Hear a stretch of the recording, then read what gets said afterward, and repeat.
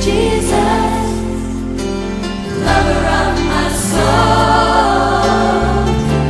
Jesus, I will never let you go.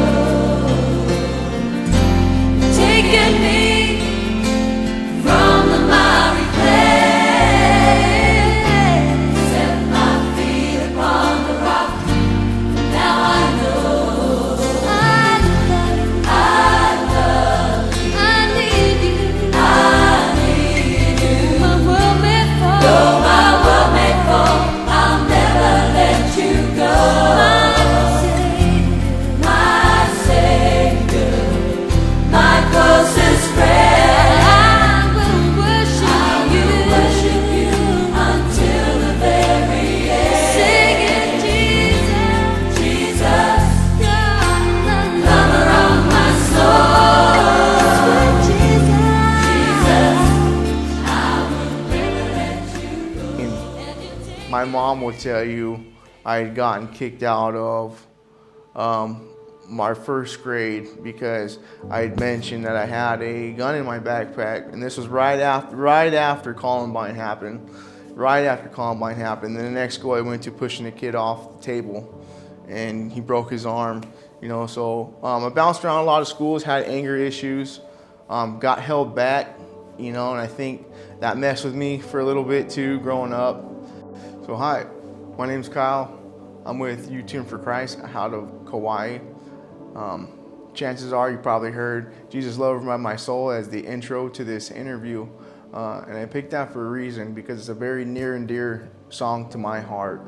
It's been probably my most favorite worship song since the time I've been 13, 14 years old, hearing it in juvenile hall, all the way up to prison, all the way out of prison to U-Turn for Christ.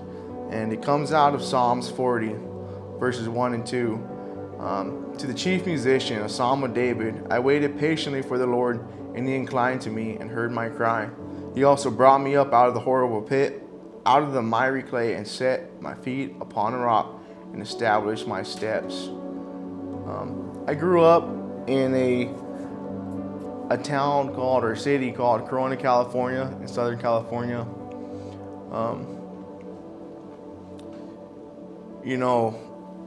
I was talking earlier about growing up with an immense identity issue.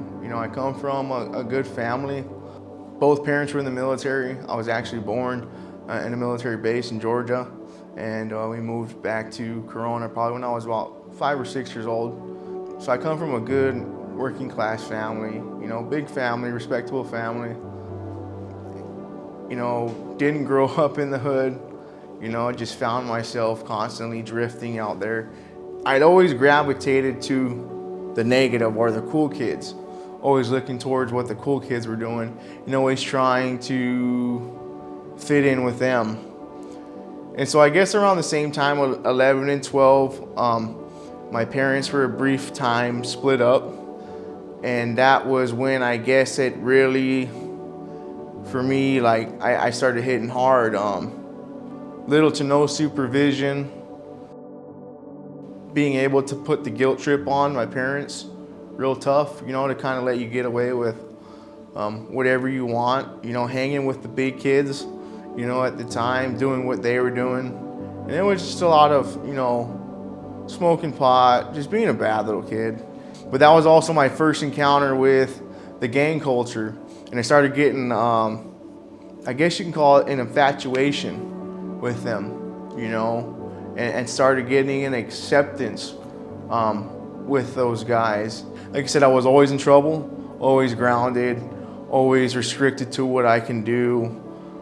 They never liked my circle of friends, so I would escape a lot, and I used running away and just running the streets, just being a bum kid, honestly. Sleeping on park benches, sleeping in the parks, crashing on couches whenever I could, just wanting to that freedom of feeling free. And that continued on until my parents sent me to Utah. I think I was like 13 or 14. They sent me to Utah for a year to this boys' home. That was the first institution I'd ever been in. Real lockdown facility. I feel bad because my parents spent a lot of money on that place. And they promised my mom will tell you if you guys talk to her, they promised me no one's ever been kicked out. And lo and behold, baby boy was the first one to ever get kicked out of that boy's home. You know, once again, violence, you know, just not having the tools to express myself, I think, from a young age, and always resorting to violence to either get a point across somehow, some way. You know, that's looking back, you know, just not having those tools to cope. You know, the only way I knew how to just was to constantly act out. And so I came back home at, I think it was like 14 or 15, started high school. You know, the gang stuff fades in and out, you know. I'm around, as you call them, the homeboys, because now we all live in the same area, go to the same high school. And then one drunken night, I decided to get jumped in. But the one constant thing in all that, the reason why I kept finding myself in these situations was drugs. The first time I ever tried meth, I was 12 years old. It was during that time frame of when my parents split up. It's actually the reason why my dad came back to the house when my parents split up. You know, I smoked meth for the first time I was 12. My mom caught me once again with my Aunt Sherry, because I was all back and forth and running a million miles an hour. And, you know, I remember they just looked dead at each other and said, holy crap, this kid's on something. That was my first time smoking meth, was 12. You know, I didn't do it again until I was 15. But for whatever reason, God used that to bring my dad back into the house. You know, my dad's a good man. You know, he had his issues and his problems. But he is a good man, you know. He wasn't going to let his boy go down like that. And so I always appreciate him coming back into the house, you know, at that point. You know, he still hold a lot of anger and resentments towards my father for those years, you know, and things that happened. And you know, God has brought me to a place of forgiveness recently. You know, I'm 32, you know, and within these past few years of genuine just, you know, forgiveness, you know, and being able to look back and he was always there. He was always there. I was a knucklehead, but one thing I can say, no matter what, picking me up from the police station, all the years in prison, he was always there. His voice always rang out. There's that proverb that says, train up a child in the way he shall go, and when he is older, he shall not depart the path. Because my grandma was a strong woman of God. My grandpa, you know, is a strong man of God, you know, and they instilled that in my father. And my father was the one that always, you know, took us to church. You know, put us. I even went to a Christian school for a while. You know, he always instilled God. You know, even in his own path, in his own discovery of his own faith. You know, he always made it a point to bring us, you know, to the church house to hear God's word or to hear God preach. At the very least, if that's all I got. I remember he always prayed over us. He always made us say our prayers every night and every time we got in the car. So God was always instilled in my life from my father. And later it would be reinforced by my mother, you know. So my teenage years, mixed up with the gangs, you know, the majority is drug driven, you know, because anytime I started getting real bad into meth. I was 15, you know, real bad into meth. Like getting looped out of my mind because I would stay up for 2-3 weeks at a time. Stole my mom's credit card, took $1,800 off her card, stole her minivan, trying to take it down to Mexico, you know, with a group of friends. Just always, you know, always just being, you know, always just smoking way too much to get to the point of where I would just be gone, you know. And there was a constant rehabs and placement homes. You know, I ended up getting busted again at 16 for a beer run. You know, ended up going away from 16 to 18 in group homes, in foster homes, and in, you know, the youth authority. You know, so when I got out at 18, I only lasted 5 months. Because like I said, the one thing I could never shake was drugs and alcohol. The only reason I lasted 5 months was because I had a good probation officer. She fought for me to put me on ankle monitor. And she said, the only places you can go is to church. Only place you can go. Only place she would allow me to go. And I was lucky enough to have a big church right down the street from my house that had nonstop services, Monday through Friday. And so I got real plugged in, but before that, I was 17 years old when the gang stuff really came to a head. The gang that I had joined, like I said, well, there were some real gangsters, and they were involved in some real things and some real big boy things, and things that if I'm being quite honest, scared me. Things that I myself was not willing to do. I hadn't been brought up like that. I didn't have the heart to do those things. I was always a fist fighter, but I was never one for guns and knives, even though guns and knives ended up finding me along the way, getting hurt by them myself, and eventually hurting others in that same capacity. Things got real quick when I was out there. I saw myself doing more and more wicked things, more and more evil things, more and more violent things, and it just wasn't sitting right.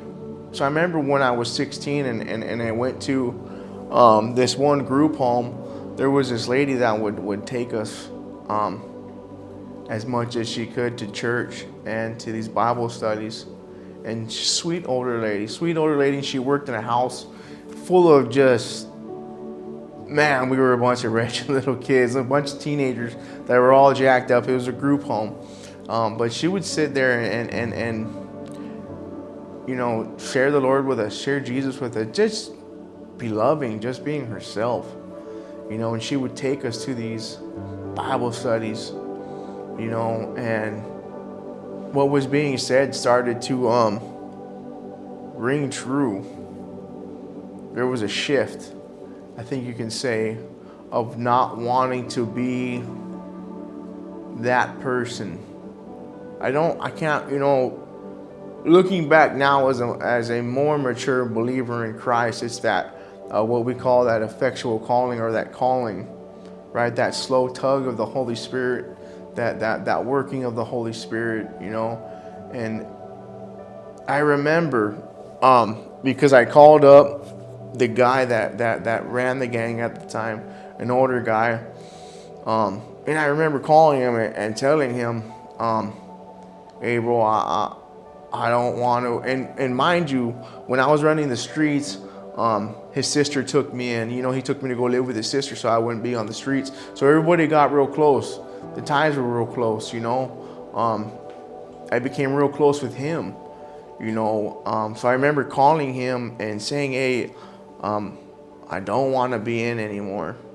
I want to change my life, right? I want to be a Christian. I just want to be myself, And I remember his response was like, what? You think that you're better than us? You're looking down on your homeboys? And I was like, nah, bro, I just want to be me, right? I just want to be Kyle. I just want to, be normal. And he's like, man, blank Kyle. Blank who you. And just getting mad and offended, that I wanted to change my life. But mind you, I watched this guy going to church too. And I thought he would understand, but he was still so wrapped up in the life, and he's like, man, we'll come and tell us to our face that you want out.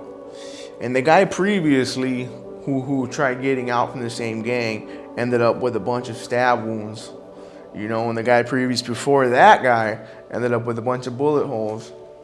And so here I am, scared out of my mind. I'm 17 at the time, knowing though that I want change, because what I'm hearing in the church is what I want. I want, I want that. I don't know what it is yet, but I know I want it. I know I don't want to be this person. I know I'm not this person. Like I said, you find out real quick in that life if you're a gangster or you're not. I found out real quick I'm not, So don't pretend to be something that you're not, because sooner or later there's that saying, you'll fake it until you make it. And I remember the day I made it. Soon enough, that real life's gonna hit, and you're gonna be forced to do something that you never saw yourself doing or never wanted to do. I can tell you, hands down, guaranteed, the majority of those people were placed in positions. That's all it comes from, is that wanting to be accepted. But I was starting to get to a place where I was like, I don't want to be accepted by these people no more. I just want to be accepted by God. I just want to be accepted by my family. So upon telling him that I wanted out, he told me, well, come say it to her face, like a challenge. And I was like, dang. Every Friday we had a meeting. They would have this big meeting, and he's like, well, show up to the weekly meeting. You know where we'll be at, and come tell us then if that's how you really feel. And I flaked. I got scared. I knew it was going to happen. I was like, I'm not showing up. I'm not stupid. I'm not dumb. And so I let about a month go by. And I called a friend of mine. Now I'm like 4 or 5 cities away, about 30 minutes away. From where I'm from, 30 minutes is a long distance, And I remember calling my friend and said, hey, I got to handle this. I got to take care of this, because I gotta go back there eventually, And I called my friend and said, hey, I need you to come pick me up and take me back to Corona. I got to, face this. And he's like, man, you can't come back to Corona. Everybody's looking for you. All your homeboys are looking. I said, yeah, I know. I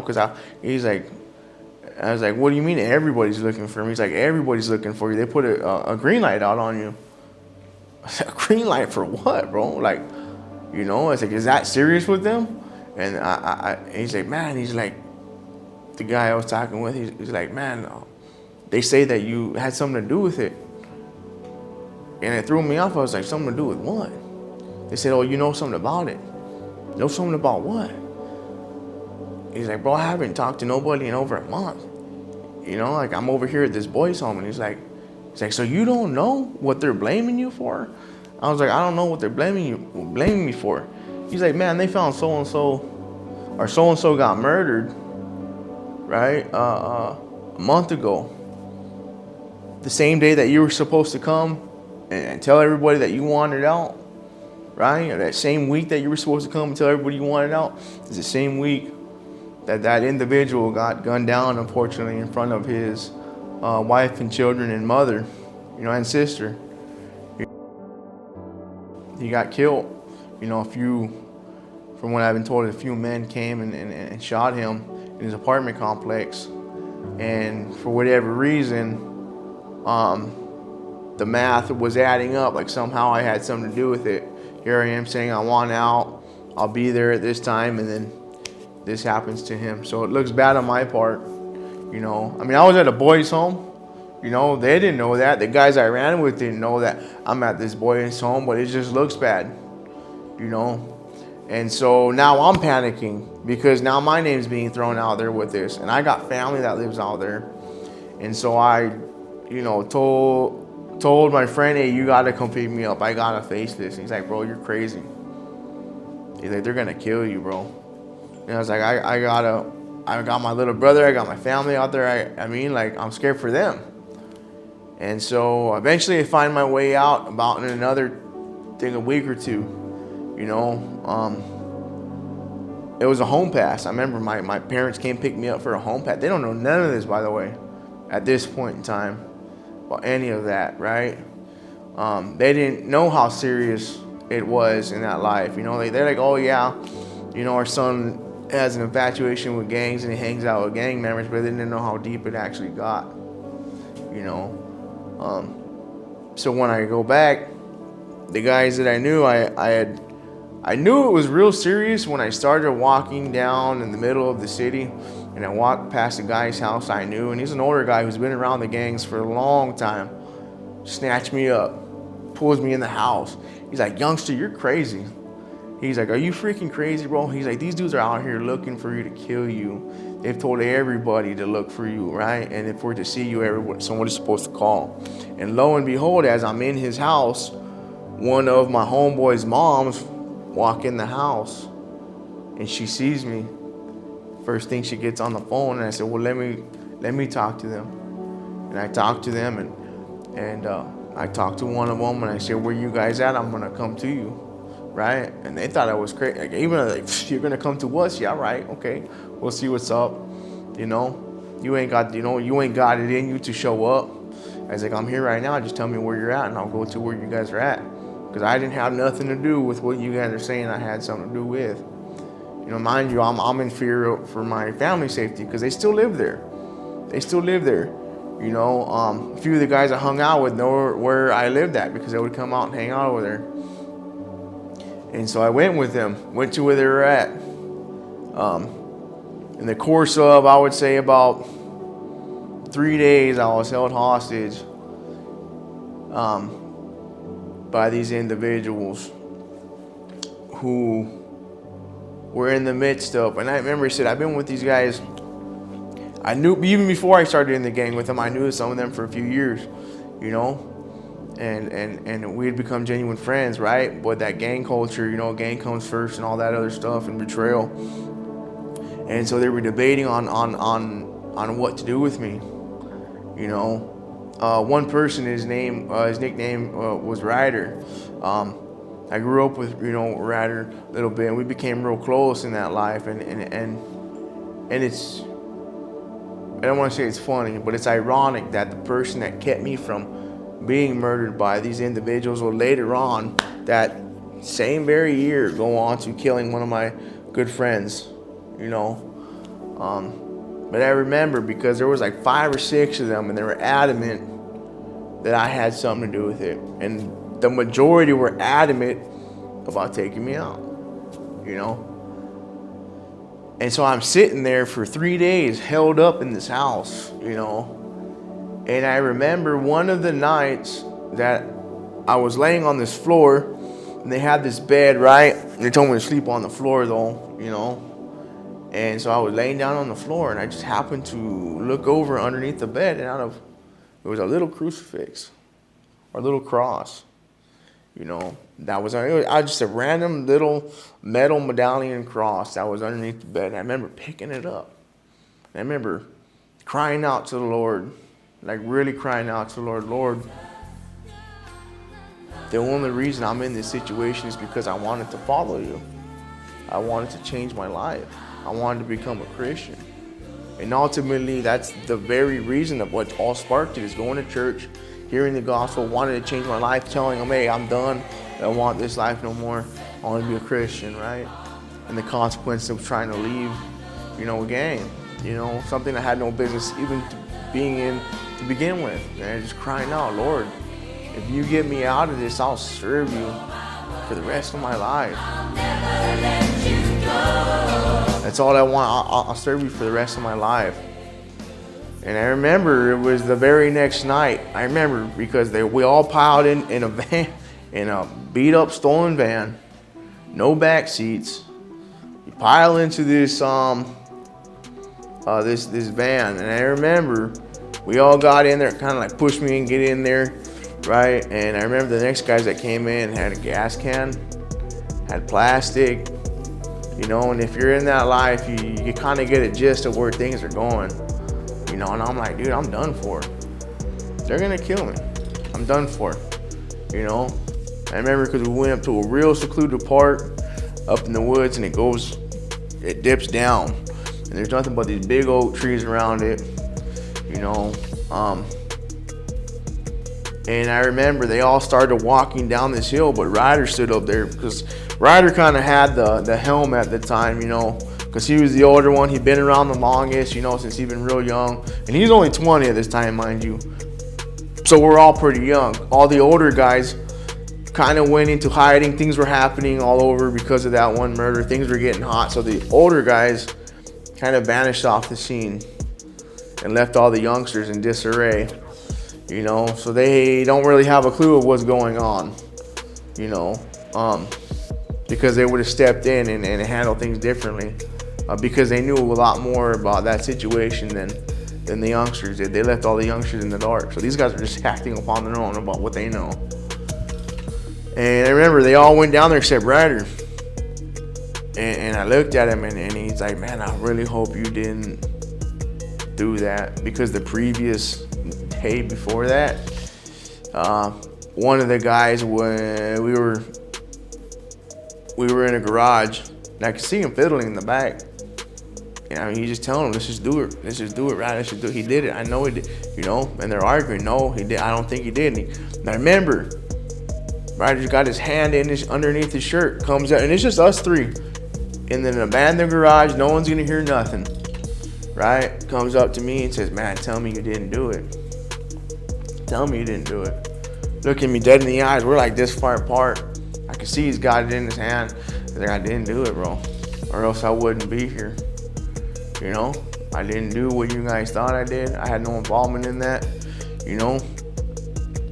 And for whatever reason, and I 100% believe it's the hand of God that stayed him. I believe you. I believe you for whatever reason, you know. So that same night while we're going down there, you know, he said, you have something coming. You got to go down there. And I know some of them got weapons down there, you know. It's not my first rodeo. And I remember asking him in Spanish, no cuetes, no fierros. It means no guns, no knives, you know. I asked him, is there no guns, no knives, or was am I just getting beat up down there or what? And he just shrugged his shoulders and he said, we'll find out. And I was like, hey. And the only thing he told me is, I suggest you swing first, you know. And I remember went down there, I asked the guy for a cigarette, he gave it to me, he lit it up, and I punched him square in the face and took off running. I just knew I'm waiting for the gunshots to ring out, I'm waiting to feel the, you know, getting poked up, but nothing. You know, I ran, stopped running, because they're like, man, don't run, you're gonna make it worse on yourself. I stopped running, and then proceeded to get beat for the next 5 minutes, it seemed like. And I survived it, you know. Survived it. Went my own way after that. They picked me up, dusted me off, and they had other names of people they suspected, right?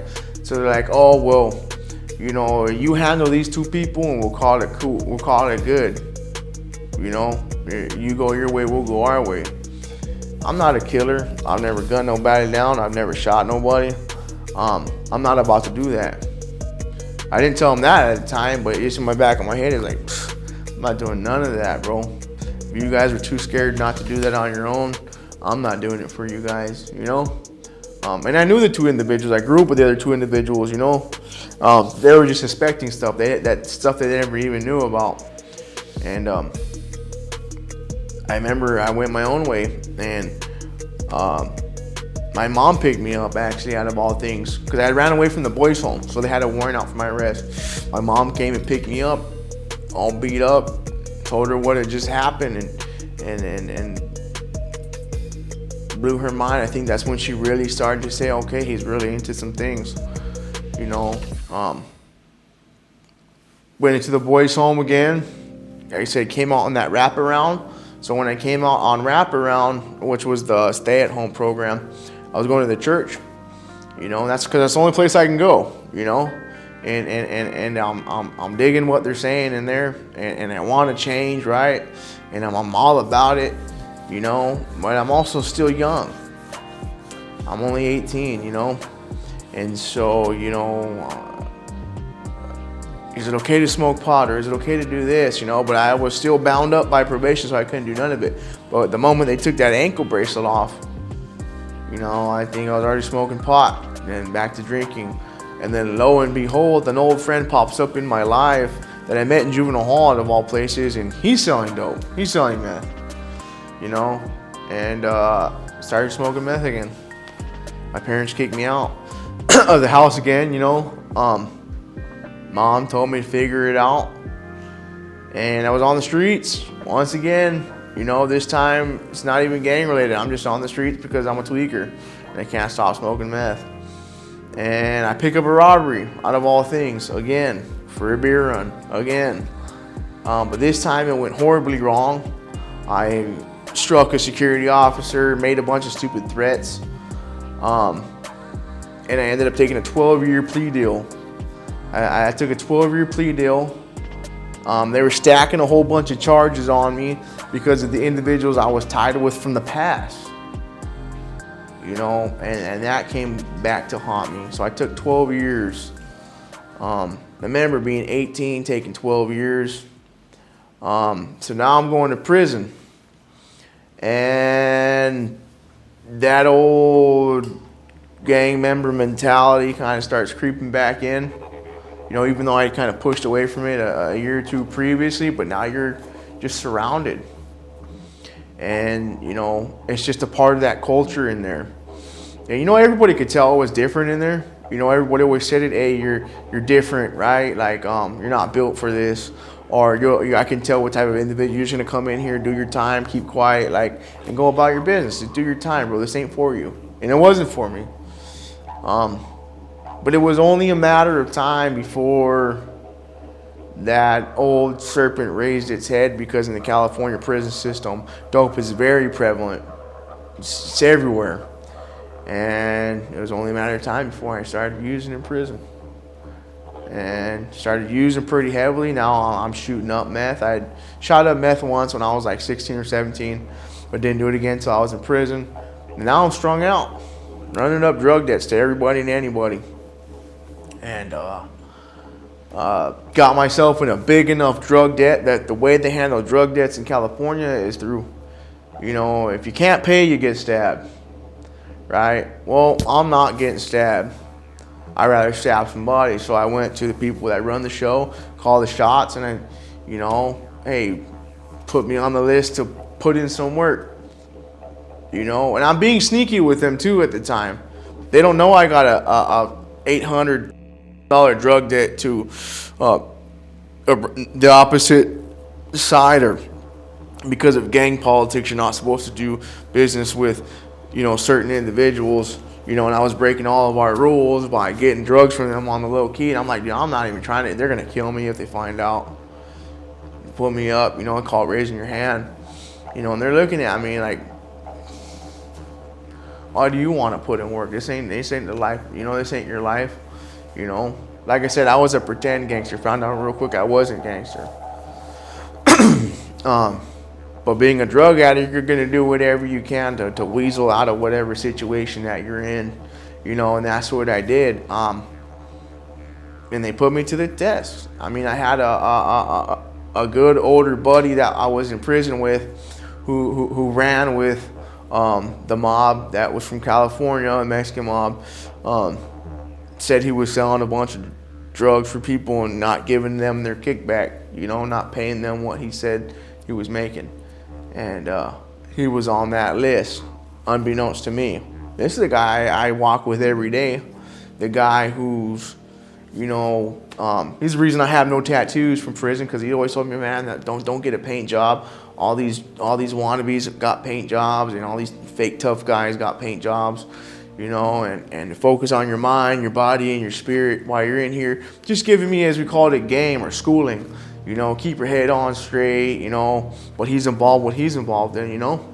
And got to a low point where I volunteered. I didn't know until the moment that, you know, they told me, hey, I remember coming back from chow, they said, get suited and booted, you know, get your state blues on, go out in your boots, right, you know, hit the yard. And remember, they told me it's your time to shine, right? You wanted this, now you're gonna.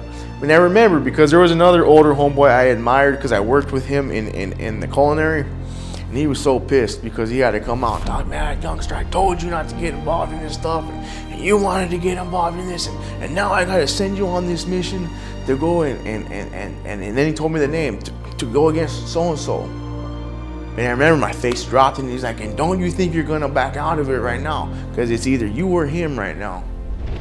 And I was like, dang. And he's like, you wanted this. He's like, for whatever reason you wanted this. He doesn't know about the $1,000 drug debt I'm in. And I'm still racking up because I'm already planning on leaving the prison, because I know I'm gonna stab this individual, and go to another prison.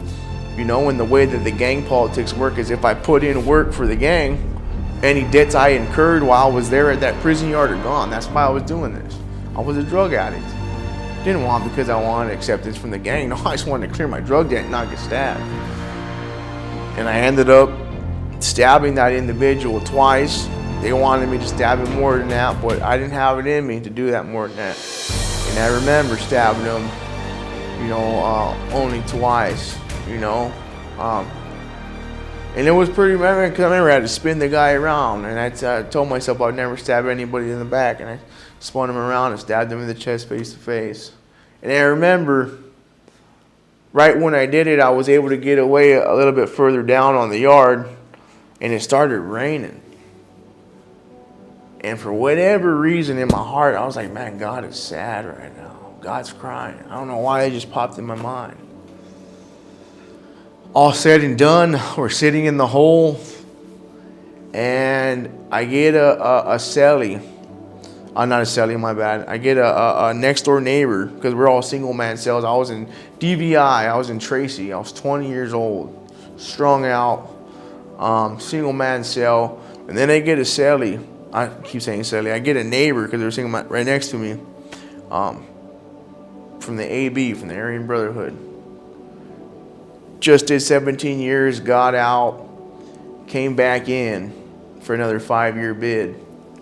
And me and him got real close when I was back there. Just like to say here, talking story and chopping it up about real life stuff, you know, and just being real with one another, you know, more of a friendship than anything that, you know, had to do with gangs. And I remember him always impressing upon me, kid, you don't want this life. You don't want nothing this life has to offer. You know, he just left behind a wife and a brand new daughter, you know, after doing a 17-year bid to come right back in, you know. And he told me how he was a pipe fitter in the streets and how he was doing good, but being still wrapped up, he had to come and do all that. And I remember he slid me over a Bible and a NAAA blue book. Hey, read that, bro. Get sober. They don't go down that path. It's a well-known, respected AB guy right next to me, you know, and telling me to change my life because we just got into a genuine friendship. And I remember I didn't want to pick up the Bible. I felt convicted, so I was picking up the NAAA blue book, and I got hung up on the part where it said the God of your own understanding. Because I was reading about people's experiences in this blue book about praying to their goddesses and all this other stuff, and I was like, whoa, well, I know who Jesus is. I know who God is. I've been hearing about him my whole life. That's who I tried to follow. I know Jesus. And I don't know whatever it was, it just, I put down the NAAA blue book. Don't get me wrong, I'm not bashing or nothing like that. I just, at that point in my walk, I was like, I know who God is. And I was like, well, if I know who God is, and if I believe in Jesus, then I should be doing it Jesus' way. The way he, or whatever he says in the Bible. Mind you, I've never dove into the Bible. And I was like, well, then I'll do that. Because I was tired. I'm 20 years old now. I'm about to be 21. I still got 10 more years ahead of me. Strung out on dope again. And I didn't want that. I wanted a normal life. I remember the only thing I ever wanted in prison was just to be normal. Normal.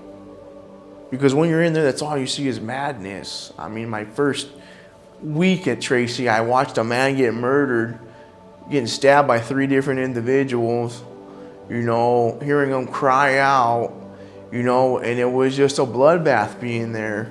Seeing a man get his throat slit open, seeing countless person after countless person after countless person get stabbed. It was just a bloodbath being there. From people look at going to prison and joining the prison gangs as some type of like badge of honor, like you accomplished something in life. You accomplished nothing in life except the destruction of your own community, yourself, and your family. They said the devil came to steal, kill, and destroy.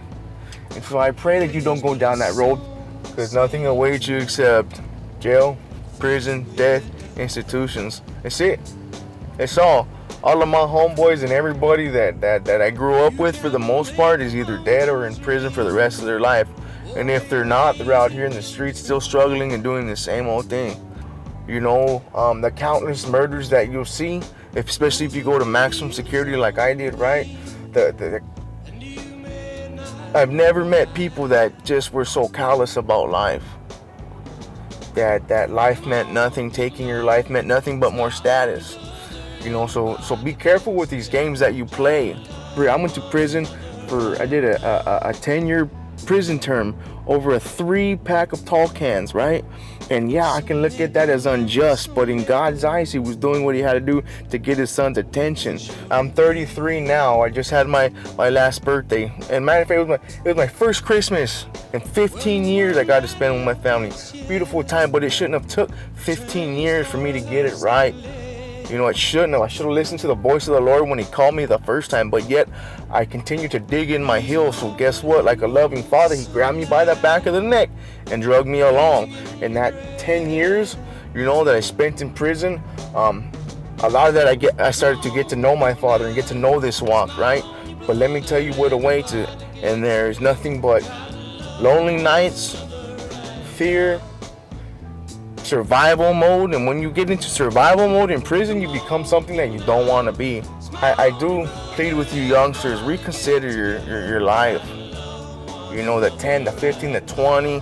Got guys who went away at 16 and are never getting out because of one stupid decision they made. You know, one stupid decision will put you away for the rest of your life. So think about it. The Lord don't want you there. Your family don't want you there. You know, I've been there, so I plead with you. But for those of you that are not going to listen now, just remember this conversation when you're in there. Seek the Lord with all your heart while you're in there. Change your ways. You know, my story's not done yet. The Lord's still got plenty of years of life to go. You know, so I'm just excited to see what he's got for me. Come on, people now. A purpose. God did not design anything by happen chance with no purpose at all. That's why Jesus said in the Gospels, right? If any of you say "Raka, you fool," which means you worthless fool, to his brother, is in danger of hellfire, because God created us with purpose. We're all designed to worship the living God, you know, and he has a specific set of talents, abilities, and skills that he's given each and every single one of us to accomplish here in this life for his glory and for his kingdom. A few years ago, right before I had gotten clean and sober again, man, there was a few attempts, you know, that I had taken at trying to take my life, just because you get in such a desperate state that you just want out of life. I remember shooting up a shot, you know, and trying to hang myself. And the object I was hanging myself with was one of these brown electrical cords. Remember, the end piece was the outlet piece, the 2-prong outlet piece. And I remember it exploded, you know, like, it just into pieces. You know, no, like, it didn't snap or break, but I remember it just like popped, and all the individual pieces were there individually, right, separated, like something had just made it pop. Even in my attempts at suicide and just no care for my own physical well-being, God continued to sustain me, you know, because when he does have a purpose and a plan for your life, he's not gonna be done with you until he completes what he has to do with you in your life, especially if you're his. I beg of you, brothers and sisters, discover what the Lord has set out for you in your life, in serving others and in serving God and in loving them and in loving God. My name is Kyle, and this has been my story.